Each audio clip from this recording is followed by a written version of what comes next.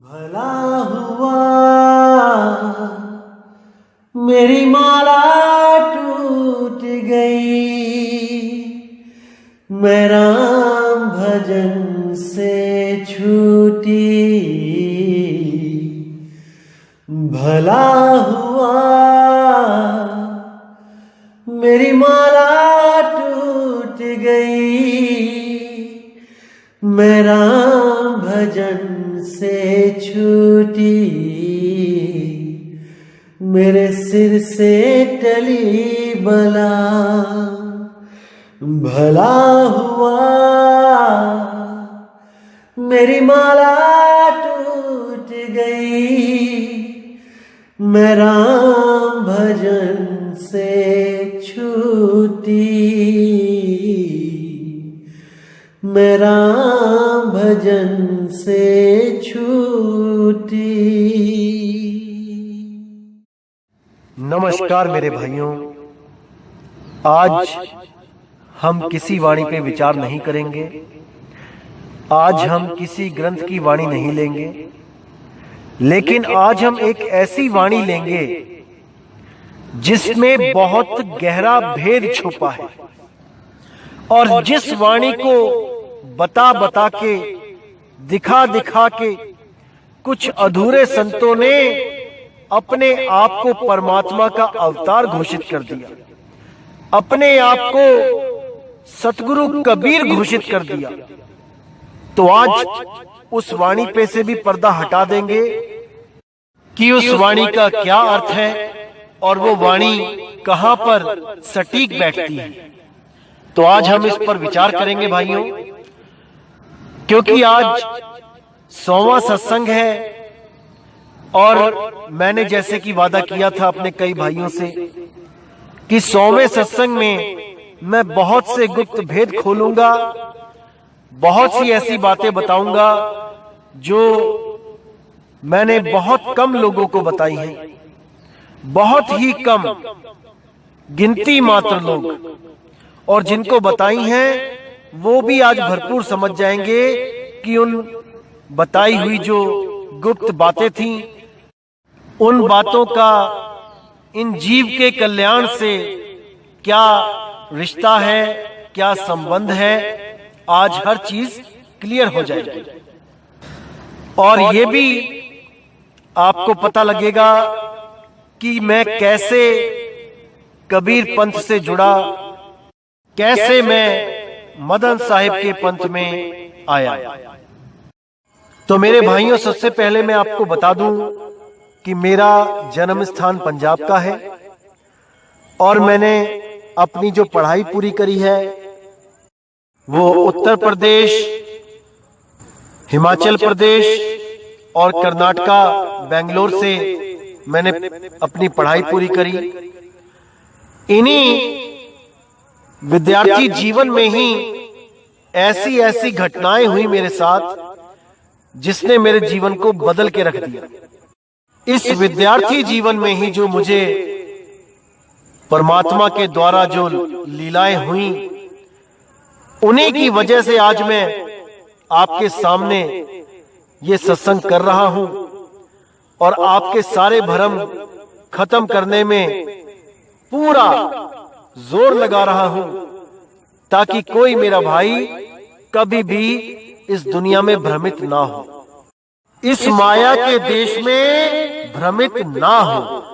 और जो रास्ता बंदी छोड़ने हम लोगों को दिया है, वही रास्ता आप लोगों को भी मिले, और आप सब मुक्ति के लिए अग्रसर हो जाए।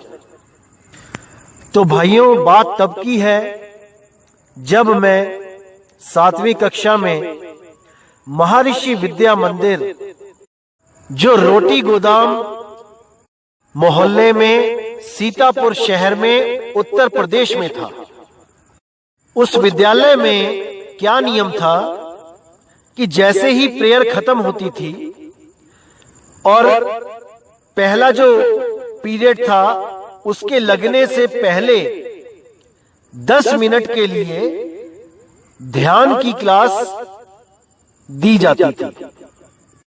उस वक्त जो हमारी योगा टीचर थी, जो हमें ध्यान करवाते थे वो मैडम थे लालिमा मैडम। वो मैडम इतने स्ट्रिक्ट थे, इतनी दहशत थी उनके नाम की कि कोई भी बच्चा आंख खोलने की हिम्मत नहीं करता था। पूरे 10 मिनट ऐसे सुन्न हो जाते थे सारे, जैसे सबकी सुरती उस परमात्मा में लग गई हो। इतनी दहशत थी उस मैडम की, क्योंकि उनके हाथ में हमेशा डंडा रहता था और वो देखती नहीं थी कि कहां पड़ रहा है। तो सब बच्चों की जो दिनचर्या थी स्कूल में, वो इसी ध्यान के द्वारा शुरू होती थी। तो हम भी ध्यान करते थे 10 मिनट अच्छी तरह, आंखों के बीच में तीसरे तिल पे ध्यान करते थे। तो एक बार क्या हुआ, एक टीचर आए जिन्होंने क्लास में आके हम बच्चों को बोला कि अगर कोई भी बच्चा गुरु मंत्र लेना चाहता है तो वो ध्यान कक्ष में आ सकता है और गुरु मंत्र ले सकता है। असल में जो महर्षि विद्या मंदिर स्कूल है, ये महर्षि महेश योगी के द्वारा, उनकी संस्था के द्वारा चलाया जाता है, जिनका बहुत बड़ा आश्रम ऋषिकेश में भी है, जो आज बीटल्स आश्रम के नाम से जाना जाता है। तो जब गुरु मंत्र की बात चली तो सबने हाथ उठाया, जिसको गुरु मंत्र चाहिए था। देखा देखी मैं भी चला गया साथ में, और मैंने वहां जाके बस उनसे ये पूछा कि गुरु मंत्र लेने के फायदे क्या हैं, क्योंकि योग तो हम करते ही हैं, 10 मिनट का तो सेशन होता ही है हमारा, हम उसमें ध्यान करते हैं। तो गुरु मंत्र से हमें क्या लाभ होगा, क्या फायदा होगा उस गुरु मंत्र से। तब उस टीचर ने मुझे बोला था कि गुरु मंत्र लेने से कोई भी प्राणी नरक में नहीं जाता है। गुरु मंत्र की इतनी बड़ी महिमा है, और प्रमाण भी दिए कि राम जी कृष्ण जी ने भी गुरु बनाए, और देखो सिखों के भी गुरु हैं। तो गुरु से मंत्र जरूर लेना चाहिए। लेकिन उस वक्त मैं अनजान था, मुझे नहीं पता था कि गुरु मंत्र आखिर होता क्या है, नामदान होता क्या है। तो मैंने केवल इसी के चलते नामदान ले लिया कि भाई कम से कम नरकों में तो नहीं जाएंगे, क्योंकि जीवन में गलतियां होती रहती हैं, पाप पुण्य होते रहते हैं। कम से कम कोई गुरु तो होगा जो रखवाला होगा, उस गुरु का मंत्र लेके कम से कम सिक्योरिटी तो होगी, सेफ्टी तो होगी। तो मैंने उनसे गुरु मंत्र लिया 7वीं क्लास में। उन्होंने मुझे सोहम नाम दिया। उस नाम को किसी को भी ना बताने के लिए बोला गया, और मैंने बिल्कुल इस बात को माना। और जहां मैं केवल ध्यान करता था वो 10 मिनट, अब मैं नाम जपने लगा, सोहंग सोहंग नाम जपने लगा। तो कुछ समय बीता, और जब मैं 8वीं क्लास में हुआ तब भी मैं यही नाम जप रहा था, और मन में 1% भी शंका नहीं थी कि ये नाम सच्चा नाम नहीं है। जो गुरु ने दिया उसको सच्चे मन से जप रहा था, पूरे ध्यान से जप रहा था। तो 8th क्लास के एग्जाम देकर जब मैं घर जा रहा था, तब मैंने एक स्टॉल पे, जो बुक स्टॉल होते हैं, जैसे आप देखेंगे बस अड्डों पे भी किताबों की दुकान होती है, बुक स्टॉल, रेलवे स्टेशन पे भी बुक स्टॉल होते हैं। तो जब बुक स्टॉल पे खड़ा मैं किताबें देख रहा था, तब वहां पर मेरी नजर एक किताब पे पड़ी, जिसपे मेरे ही 2 दोस्तों का नाम लिखा हुआ था। और मैं बड़ा हैरान हो गया कि मेरे दोस्तों के नाम पे जो किताब है, इसमें क्या लिखा होगा। बड़ा जिज्ञासा हुई एकदम। तो मैंने वो किताब उस भाई से मांगी, और जब उस किताब को मैंने देखा तो उस पे चित्र बना हुआ था कबीर साहब और धर्मदास जी का। तो जब मैंने उस किताब को खोल के पढ़ना शुरू किया, देखा उसमें क्या है क्या नहीं, इंडेक्स चेक किया, तो उस पे लिखा हुआ था कि परमात्मा के द्वारा 16 पुत्रों की उत्पत्ति, काल के द्वारा जीवों को नरकों में डालना, कबीर साहब के द्वारा नरकों में जाके जीव को बचाना, और भी बहुत सी ऐसी बातें जिनको पढ़कर मेरा मन एकदम विचलित हो गया कि ऐसा कैसे हो सकता है कि परमात्मा के केवल 16 पुत्र हैं। कौन कौन से वो पुत्र हैं, ये पढ़ने की मेरी जिज्ञासा बनी। तो मैंने उसी पेज नंबर पे जाके देखा, तो वहां पर जब मैं देख रहा था तो मैं बड़ा हैरान हो गया कि परमात्मा के 16 पुत्रों में ब्रह्मा, विष्णु और महेश जी का तो नाम ही नहीं है। अरे क्या ये परमात्मा नहीं है? क्या ये परमात्मा के पुत्र तक नहीं है? ये देख के मैं बहुत हैरान हो गया, क्योंकि आज तक हमने इन्हीं को भगवान माना हुआ था हिंदू धर्म के हिसाब से। और जिस स्कूल में मैं पढ़ाई कर रहा था वहां तक हम ये श्लोक बोलते थे, गुरुर ब्रह्मा गुरुर विष्णु गुरुर देवो महेश्वरा गुरु ही साक्षात पार ब्रह्म तस्मै श्री गुरुवे नमः। तो बहुत हैरानी भी हुई, लेकिन मैंने जब पढ़ना शुरू किया तब मैं और ज्यादा हैरान हो गया कि उसमें साफ लिखा था कि कबीर जी परमात्मा के दूसरे नंबर के पुत्र थे और काल 5वें नंबर का पुत्र था। और इसी काल ने उन लोगों को भी नरक में डाल रखा था जो गुरु का नाम जपते थे, जो गुरु के द्वारा दिया हुआ नाम पूरी श्रद्धा से जपते थे, जो वेदों पुराणों में दिए गए मंत्रों की पूरी श्रद्धा से जाप और पूरी श्रद्धा से गुरु भक्ति करते थे। उन सबको ही इस काल निरंजन ने नरकों में डाला।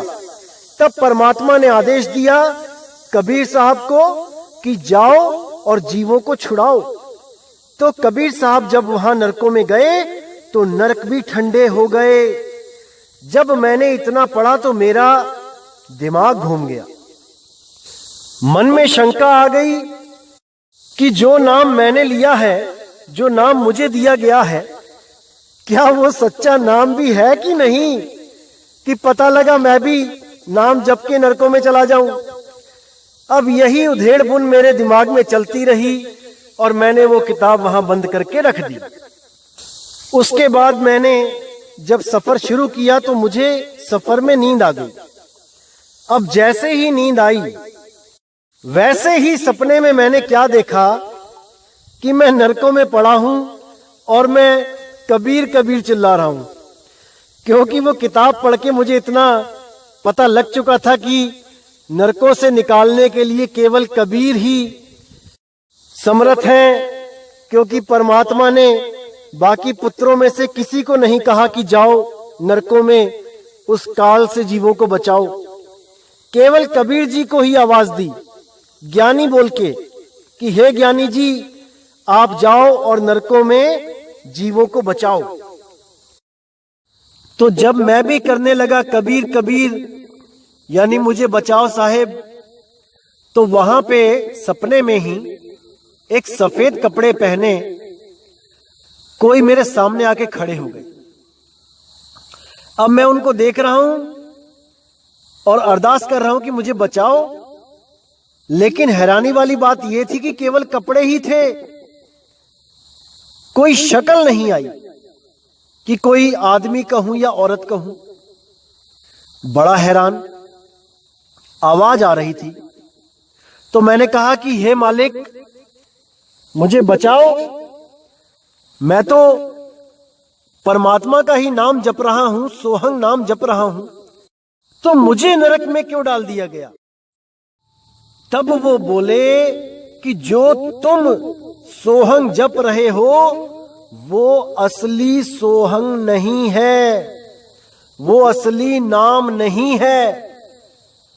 तो मैंने बोला कि महाराज फिर वो असली नाम कहां मिलेगा, कैसे मिलेगा? तब उन्होंने बोला कि सही समय आने दो, सारी दुनिया को सोहंग की सच्चाई पता लगेगी कि असली सोहंग क्या है और नकली सोहंग क्या है। तब मैंने पूछा कि महाराज अभी मुझे क्या करना है ये बताओ। तो उन्होंने साफ बोल दिया कि ये नाम मत जपो। और जैसे ही ये बोला वैसे ही मेरी आंख खुल गई। उसी दिन से मैंने सोहंग नाम जपना छोड़ दिया, बिल्कुल छोड़ दिया। अब दोबारा से वही मेडिटेशन, तीसरे तिल पे ध्यान करना शुरू कर दिया, बिना कोई नाम जपे। इस घटना के बाद जैसे एक आम विद्यार्थी अपने जीवन में अपनी पढ़ाई लिखाई में बिजी हो जाता है, वैसे ही मैं भी अपने पढ़ाई लिखाई में बिजी हो गया, दुनियादारी में उलझ गया। और इस वाक्य को, जो ये घटना थी, ये भी धीरे धीरे धीरे दिमाग से निकल गई। एक सपना समझ के इसको भी मैं भूलता चला गया। फिर कुछ साल बीतते गए और जब मैं 12वीं क्लास में पहुंचा तब मेरे साथ एक ऐसी घटना घटी कि जिसकी वजह से मेरा पूरा जीवन ही बदल गया। असल में क्या हुआ था कि मेरी चेतना शून्य महाशून्य में चली गई और वहां जाने के बाद मुझे ऐसा महसूस हुआ कि जैसे मेरी मृत्यु हो गई है। लेकिन इतना महसूस करने के बाद भी मैं सोच और समझ पा रहा था। इसका मतलब कि मेरी मृत्यु नहीं हुई थी, मैं जीवित था। तभी तो मैं सोच रहा था वहां पे कि ये मेरे साथ क्या हो रहा है। लेकिन मेरे हाथ पैर कुछ काम नहीं कर रहे थे। मैं जागता हुआ भी मुर्दों के समान लेटा हुआ था और मैंने पूरा जोर लगा रखा था कि मैं उठ सकूं, लेकिन नहीं उठ पा रहा था। तो मेरी चेतना शून्य महाशून्य में समाती हुई आगे बढ़ती रही और अंधकार को चीरती हुई आगे जाती रही। आखिर में जाके वहां पे मुझे 2 अक्षर मिले और बिल्कुल स्पष्ट मैंने उन्हें सुना। वो 2 अक्षर थे रा और मां। उन दोनों को मैंने स्पष्ट वहां पे महसूस किया और उसके साथ ही मैं भी जपने लगा, राम राम राम राम राम। और इस आस में कि मैं दोबारा जीवित हो जाऊंगा। वो एहसास इतना भयानक था कि उसको आज तक भी मैं महसूस कर सकता हूं। उस एहसास से मुझे ये तो पता चल चुका था कि मृत्यु बहुत खतरनाक चीज है। इस मृत्यु के आने से पहले इसका कुछ ना कुछ इंतजाम कर लेना चाहिए। तो जब मेरी चेतना वापस आई मैं बहुत खुश हुआ और बहुत मैंने धन्यवाद किया मालिक को कि मैं जिंदा हूं। लेकिन उसी दिन से मेरे मन में एक खोज पैदा हो गई कि मुझे इस मौत से छुटकारा चाहिए। लेकिन इतना भी ज्ञान था कि बिना संत सतगुरु के, बिना नाम जपे मोक्ष भी नहीं हो सकता, मृत्यु से छुटकारा नहीं हो सकता। तो उस वक्त हमारे खानदान में जो गुरु धारण किया हुआ था सबने, उन्हीं गुरु का सत्संग मैं सुनने लगा। उनके सत्संग सुने, उन्होंने एकता की बात करी कि हिंदू मुस्लिम सिख ईसाई चाहे कोई भी धर्म हो, परमात्मा एक है। उसको पाने की विधि आंखों के पीछे तीसरे तिल में ध्यान लगा के है। आंखें बंद करके उस परमात्मा को अंदर महसूस करना है, ध्यान करना है। आंखें खोल के जो बाहर दिख रहा है ये सब जड़ है, ये नाशवान है। ये बातें सुन के मन को तसल्ली होती थी कि बात तो सही की जा रही है। तो इसी सत्संग के बारे में मैंने जब ज्यादा जानकारी हासिल करने की कोशिश करी, क्योंकि जिज्ञासा ज्यादा थी, मृत्यु पे विजय पाने की ख्वाहिश ज्यादा थी, तो जब ज्यादा जानकारी के लिए मैंने बोला तो मेरे मामा जी का जो लड़का था उसने कहीं से अरेंजमेंट करके एक किताब मुझे दी पढ़ने के लिए, और उस किताब का नाम सुनते ही मेरे दिमाग में बिजलियां दौड़ने लगी। ये वही किताब थी अनुराग सागर, जो मैंने बुक स्टॉल पर पढ़ी थी। मैं हैरान हो गया उसका नाम सुनते ही, और एकदम दिमाग में वही स्टोरी दोबारा से घूम गई। मुझे दोबारा से सब कुछ एकदम सामने क्लियर नजर आने लगा कि कैसे 16 पुत्र पैदा हुए, कैसे काल ने जीवों को नरक में डाला, कैसे कबीर साहब ने उन्हें नरकों में भी चैन की सांस लेने दी, उन नरकों को भी ठंडा किया। वो सारा मेरे दिमाग में एकदम घूम गया। अब मैंने उस किताब को जब अपने हाथों में लिया और मैंने उसको पढ़ना शुरू किया, तो आप यकीन नहीं करेंगे, मात्र 1 दिन में मैंने वो पूरी किताब पढ़ दी। केवल 1 दिन में। दिन रात लगा रहा उस किताब को पढ़ने में, और एक बार नहीं, उसको मैंने 3 बार पढ़ा। एक एक चीज को ऐसा समझा कि अब दिमाग में शंका नाम की चीज नहीं थी, क्योंकि जिस राम का जिक्र उस किताब में भी आया है वो मेरे साथ प्रैक्टिकल हो चुका था।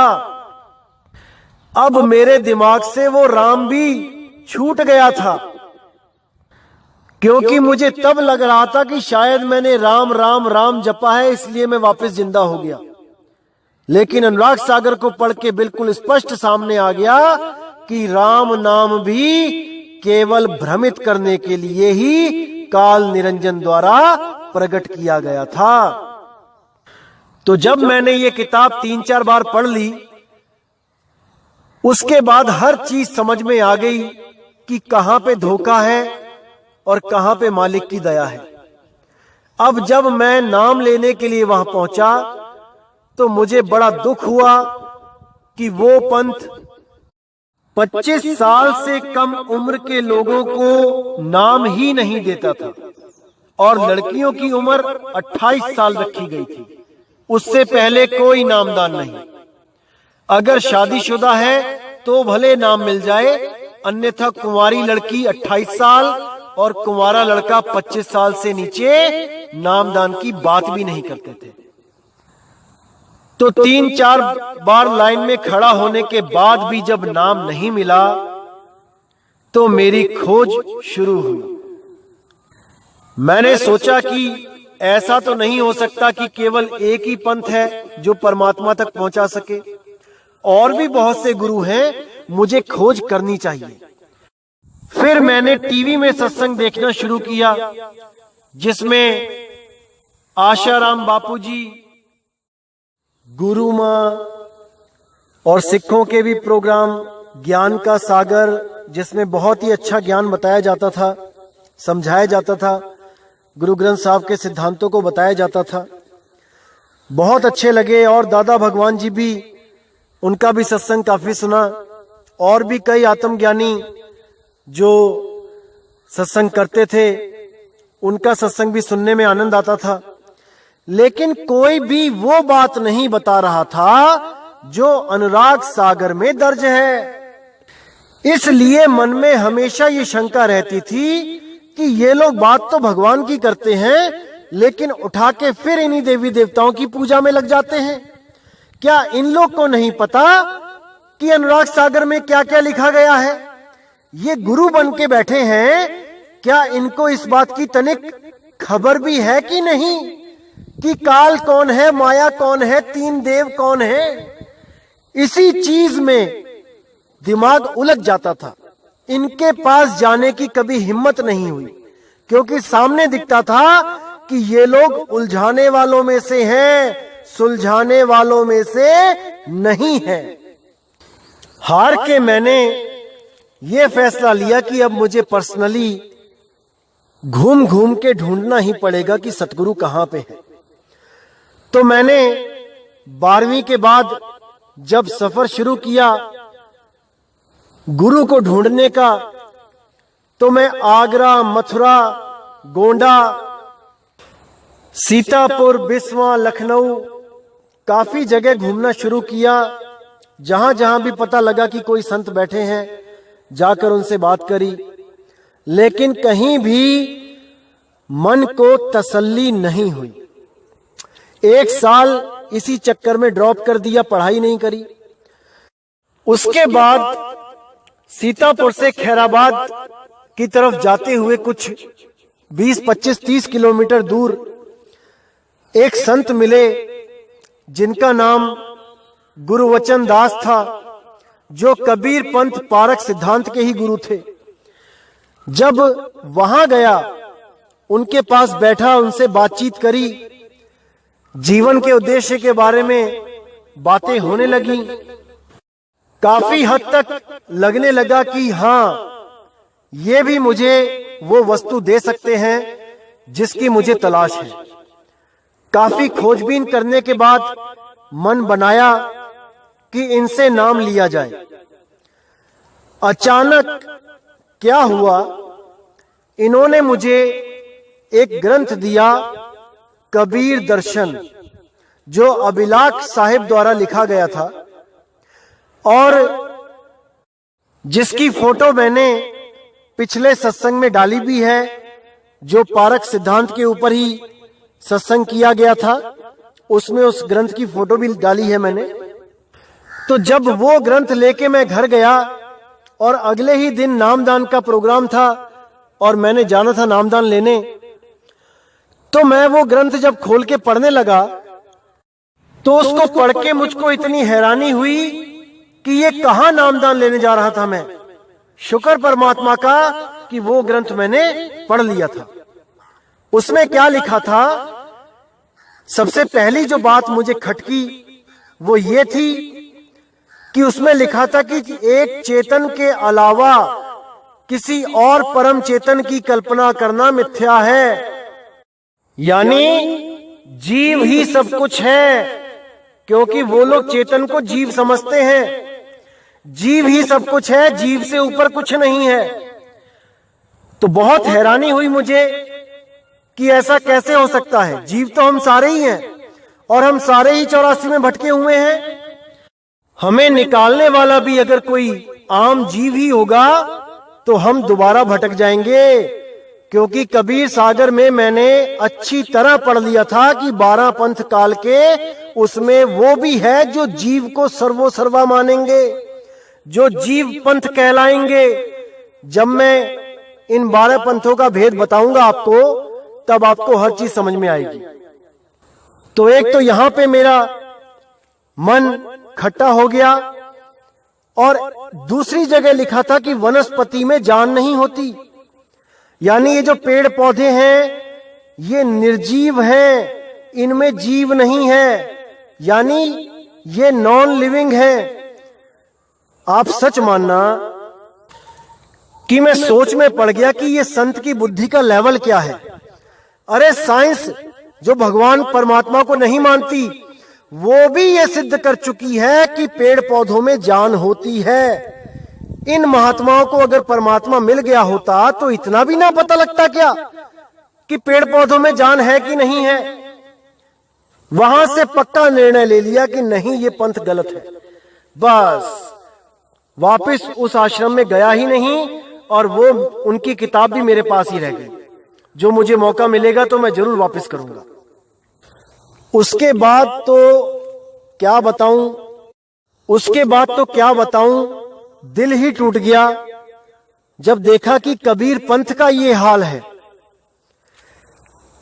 तो फिर हार के उसी पंथ में जाने की सोची जिस पंथ में मेरा पूरा खानदान था।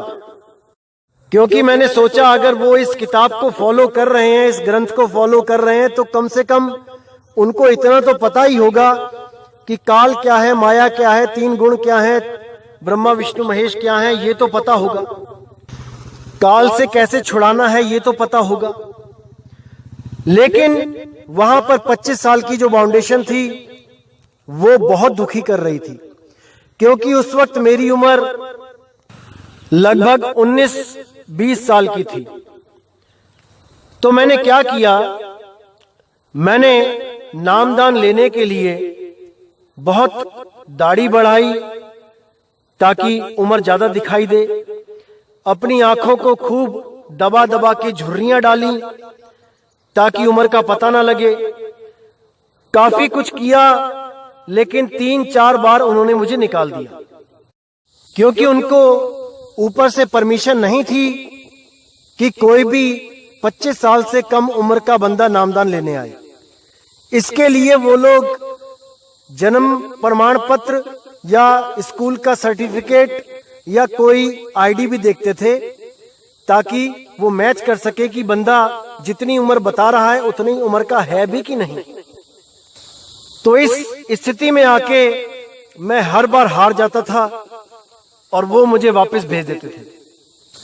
फिर किसी ने मुझे बताया कि बाबा जी जो गुरु महाराज थे वो बेंगलोर जाते हैं हर दूसरे साल, एक साल छोड़ के दूसरे साल बेंगलोर जाते हैं, और वहां पर नामदान लेना इतना मुश्किल नहीं है, क्योंकि वहां पे ज्यादा सवाल जवाब नहीं होते हैं, क्योंकि साउथ में प्रचार बहुत कम है, इसलिए बाबा जी वहां नाम बड़े आराम से दे देते हैं।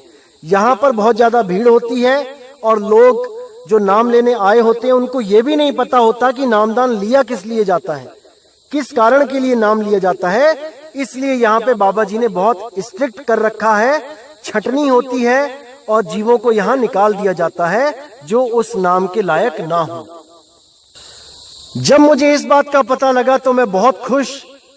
अब मैंने अखबारें देखना शुरू किया कि बेंगलोर में कौन सा कोर्स किया जाए जो कम से कम 2 साल का हो, ताकि जब बाबा जी वहां पे आए तो मैं नामदान भी ले सकूं और कोई कोर्स भी कर सकूं, जिससे मैं अपना जीवन यापन कर सकूं, आगे पढ़ाई भी कर सकूं।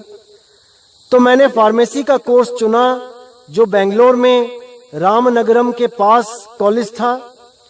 तो वहां पर मैंने एडमिशन लिया और उसी दिन से ये इंतजार की घड़ियां शुरू हो गईं कि कब गुरुजी बेंगलोर आएंगे और मुझे नाम देंगे।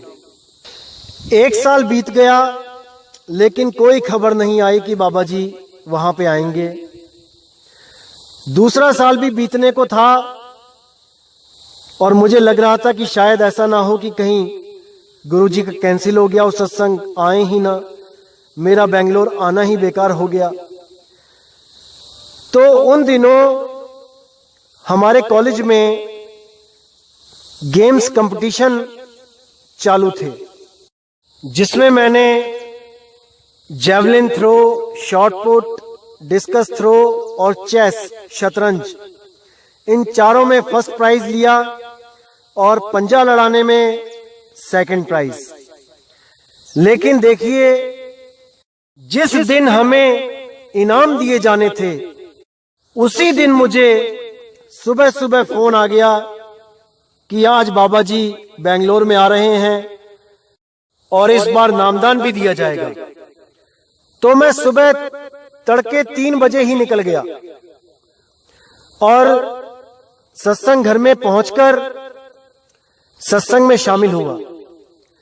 अब सब दोस्त देख रहे हैं कि स्टेज पे मेरा नाम बोला जा रहा है इनाम लेने के लिए, लेकिन नितिन गायब है, कहां रह गया भाई। तो मेरा ही एक सीतापुर का जो फ्रेंड था उसने जाके 5 बार स्टेज पे जाके वो प्राइज कलेक्ट किए और सब मुझे ढूंढते रहे कि आखिर मैं गया कहां हूं।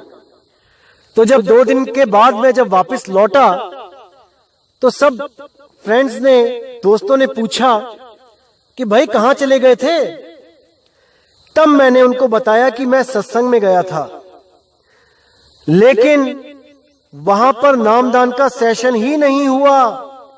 किस्मत देखिए, इतना दुख हुआ कि जिस नाम के लिए मैंने घर से इतनी दूर बेंगलोर में एडमिशन लिया, जहां खाने पीने की इतनी दिक्कत थी, क्योंकि नॉर्थ इंडियन खाना तो बहुत मुश्किल से मिलता था, या तो साउथ इंडियन इडली, डोसा, सांबर, रसम, उप्पू, रंदई और पता नहीं क्या क्या, जिनका कभी नाम भी नहीं सुना था, और या तो गुजराती मेस थी, गुजराती खाना मिलता था, दाल मीठी, चावल मीठे, सब्जी मीठी, पानी मीठा। परेशान हो गए थे कि कैसे दिन बीतेंगे यहां पे। लेकिन मन में एक ही इच्छा थी कि आया हूं तो नाम लेके ही जाऊंगा। लेकिन दिल टूट गया जब नाम 2 साल रहने के बाद भी नहीं मिला। बहुत ज्यादा परेशान हो गया।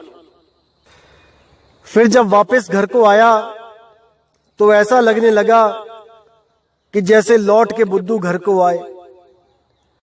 फिर वही दौड़ धूप शुरू, क्या किया जाए, कैसे किया जाए, नाम कैसे लिया जाए। दोबारा से फिर से वही काम किया। लंबी दाढ़ी बढ़ाई, आंखों को साइड से दबा दबा के झुर्रियां डाली और पहुंच गया नाम लेने। इस बार 2 साल और बीत गए थे, इसलिए थोड़ा उम्र में और बड़ा लगने लग गया था। 25 का नहीं लगता था, लेकिन हां, अगर कोई ज्यादा ध्यान ना दे तो दाढ़ी की वजह से और आंखों के पास जो झुर्रियां डाली थी उसकी वजह से 25 साल का कोई बोल सकता था, अगर ज्यादा ध्यान ना दे तो वो भी कंफ्यूज हो गए कि देखने में लग भी नहीं रहा है 25 साल का और हो भी सकता है, तो क्या किया जाए। तो उन्होंने मुझसे सर्टिफिकेट मांगे, कुछ ऐसा प्रूफ मांगा जिससे मेरी उम्र का पता चले। जब मैं वहां लाइन में खड़ा हुआ नामदान लेने के लिए, ये तब की बात है। तो मैंने उनसे साफ बोला कि मैं पढ़ा लिखा नहीं हूं और मैं जीविका के लिए, रोजगार के लिए बकरियां चराता हूं लोगों की। तब उन्होंने खुद से बड़े उनके जो सेवादार ऑफिसर थे उनको बुलाया और मेरी सारी कहानी बताई कि मेरी और इनकी क्या क्या बात हुई। उस बंदे को भी यकीन नहीं आया कि मैं 25 साल का हूं, तो उसने मुझे बाहर निकालने के लिए कुछ ऐसे सवाल पूछने शुरू कर दिए आध्यात्मिक, जिसका उसको लगता था कि इसका उत्तर इसके पास नहीं होगा।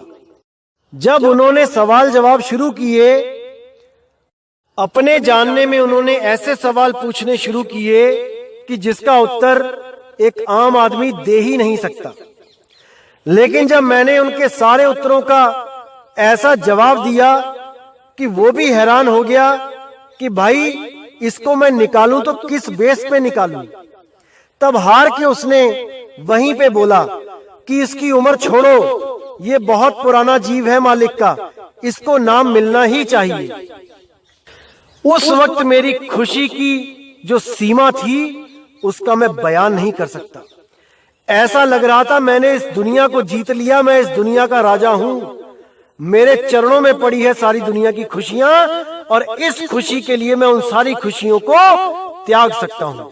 इतना बड़ा दिल मेरा उस वक्त हो गया था, इतना मैंने शुक्राना किया परमात्मा का कि शुक्र है वो नाम अब मुझे मिलने जा रहा है जो बंदी छोड़ सतगुरु कबीर साहब ने धर्मदास जी को दिया, रानी इंदुमती जी को दिया, खेवसरी को दिया, सुपच सुदर्शन जी को दिया, जो गरीबदास जी महाराज को दिया, जो दादू जी को दिया, जो पलटू महाराज को दिया, जो नानक साहिब को दिया, जो दरिया साहिब को दिया, और किस किस का नाम बताऊं। सब संतों को जो बख्शिश हुई वही बख्शिश आज मुझे होने जा रही थी। तो वहां से मैंने नामदान की पर्ची ली और एक एक पल जब तक नाम नहीं मिला उस मालिक का शुक्राना किया, रो रो के उसकी बंदगी करी, उसको याद किया। मेरे पूरे खानदान को नहीं पता लगने दिया मैंने यहां तक कि अपने घर में भी किसी को नहीं पता लगने दिया कि मैं नामदान लेने जा रहा हूं और मुझे नामदान की पर्ची मिल गई है।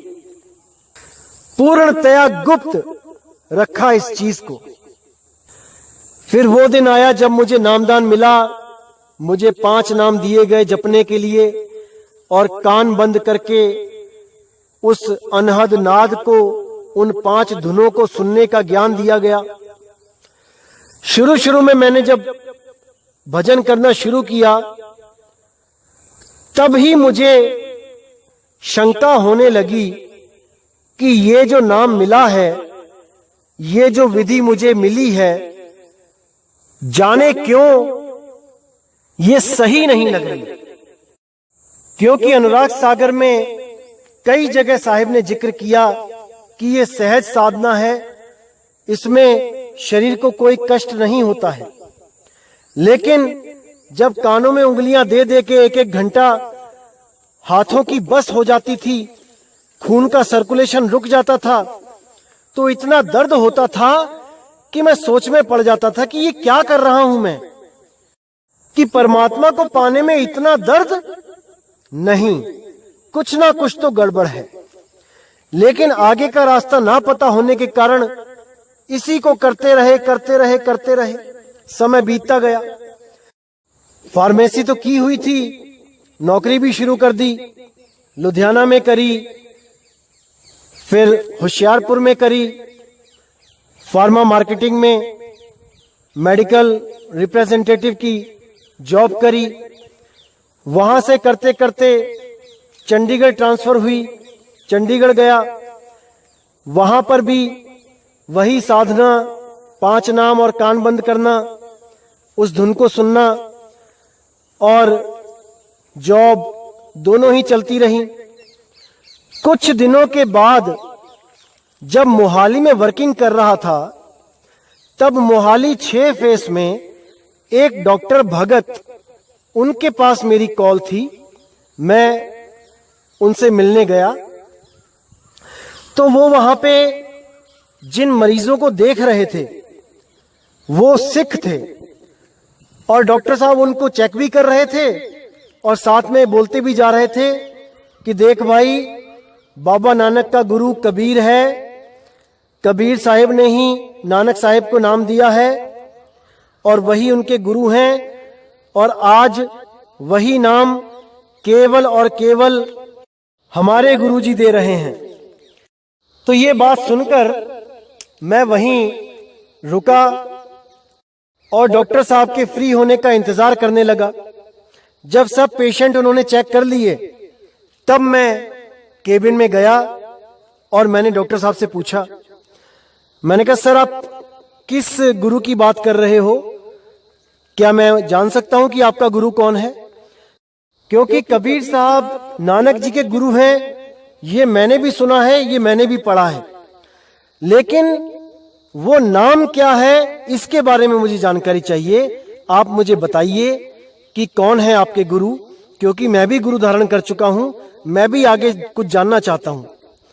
तब उन्होंने कहा कि तुम्हारा गुरु कौन है, पहले ये बता दो। तो मैंने कहा मेरे गुरु पंजाब में रहते हैं और मुझे 5 नाम की बख्शीश हुई है। इतना सुनते ही उन्होंने एकदम मुझे अपना ग्रंथ निकाल के दिखाया और मुझे पढ़ने के लिए दे दिया। जब मैं उसको लेके घर गया और मैंने जैसे ही उसको खोला तो जिस वाणी पे मेरी पहली नजर पड़ी वो वाणी थी, सोई गुरु पूरा कहाए, 2 अक्षर का भेद बताए, एक छुड़ाए एक लखाए, तब प्राणी निज घर को जाए। ये वाणी सुनते ही मेरी चेतना एकदम काम करने लगी, मेरे विवेक ने एकदम काम करना शुरू किया कि मैं गलत रास्ते पे हूं। और जब मैंने उस किताब को बहुत अच्छी तरह एक एक चीज समझ के पढ़ी तब मेरे विवेक ने मुझे गवाही नहीं दी कि मैं इस पंथ में भी जाऊं। जो बरवाला में पंथ चल रहा था उसमें भी जाने को मेरे विवेक ने मना कर दिया, क्योंकि उसमें जो लिखा हुआ था कि पहले देवी देवताओं के मंत्र जपवाए जाएंगे, उनसे हमने ऋण लिया है, वो ऋण उतारना है, फिर काल का ऋण उतारना है, फिर अक्षर पुरुष का ऋण उतारना है। ये सब बातें मुझे मंजूर ही नहीं हुई। मैंने अंतर मन से पहचान लिया कि जिस पंथ से मैं जुड़ा था वो गलत है, लेकिन ये पंथ भी सही नहीं है। मैं ये भी पहचान गया था कि ये दोनों ही पंथ केवल उलझा रहे हैं, इनमें सुलझाने वाला कोई नहीं है। उसी वक्त मैंने अपने मामा जी को, जो हमारे इसी डेरे में सेवादार हैं जहां से मैंने नाम लिया था, उनको फोन किया और उनको बताया कि भाई मेरे पास जो ग्रंथ है उसमें जो वाणी है कि सतगुरु वो होता है जो 2 अक्षर का भेद बताता है और उन 2 अक्षरों में से एक को छुड़वा देता है, एक को लखा देता है। 5 नाम का तो जिक्र ही कहीं नहीं है। तो मेरे मामा जी ने कहा कि जो भी किताब तेरे हाथ लगी है उसको फाड़ के फेंक दे। मैंने कहा ठीक है मामा जी, इस किताब को तो मैं फाड़ के फेंक दूंगा, लेकिन जो मेरी बुद्धि में ये वाणी चिपक गई है इसको कैसे फेंकूंगा? इसका भी तो कोई हल बता दो कि संतों की वाणी मेरी बुद्धि से निकल जाए। तो वो बोले भ्रमित मत हो, जो गुरुजी ने कहा है वो कर। मैंने उसी वक्त वो किताब को साइड में रख दिया और हाथ जोड़े आसमान की तरफ परमात्मा से अरदास करी कि हे मालिक, अंधा कभी आंख वाले को नहीं पकड़ सकता। अब अगर आपने इतना रास्ता दिखाया है तो मेरे मालिक आगे का भी रास्ता आप ही दिखा सकते हो। मेरे बस की बात नहीं है कि अब मैं नौकरी छोड़ के कहीं उस गुरु को ढूंढने जाऊं जिसका मुझे अता पता भी नहीं पता है। तो मेरे मालिक अब आप ही हो, आप पे ही डोर छोड़ रखी है। तो जब ये घटना घटी उसके बाद मैंने उस डेरे में जाना भी बहुत कम कर दिया। जाता था कभी कभी, क्योंकि आगे का रास्ता नहीं मिला है तो कम से कम पीछे ही सेवा भाव करते रहो। लेकिन श्रद्धा नाम की चीज खत्म हो चुकी थी, क्योंकि असलियत खुल चुकी थी। लेकिन चलते रहे उसी के साथ। कभी कभी जाए आते थे डेरे पे। करते करते 2-3 साल और बीत गए। अब मैंने अपना रूम शिफ्ट करके चंडीगढ़ में मैं किसी और जगह चला गया। मैं जहां पे गया वहां पर मैं अपने जो कपड़े प्रेस करवाता था उस दुकान पे, वहां पर जो बंदा बैठता था वो शतरंज खेलने का काफी आदी था। वो और उसका एक मित्र हमेशा ही शतरंज खेलते दिखाई देते थे और मैं भी शतरंज का बहुत शौकीन था, इसलिए कपड़े प्रेस तो कराने जाता ही था। इसी बहाने बैठ के 2-4 शतरंज की बाजियां भी खेल लेते थे, टाइम पास हो जाता था। उस भाई की दुकान में भी अंदर दिल्ली वाले राधा स्वामी बाबा जी की फोटो लगी थी। तो इतना तो मुझे पता था कि ये भी सत्संगी है, लेकिन कभी इस बारे में कभी कोई जिक्र नहीं हुआ। केवल कपड़े देते हुए और कपड़े वापस लेते हुए राधा स्वामी कह के चले जाते थे। तो एक दिन मुझे छुट्टी थी, मैंने जॉब पे नहीं जाना था, तो मैं उस दिन उनकी दुकान पे गया तो वहां शतरंज ही खेल रहे थे। तो मैं भी वहां बैठ गया और बैठे बैठे खेलते खेलते खेलते बहुत लंबी बाजियां चली गई।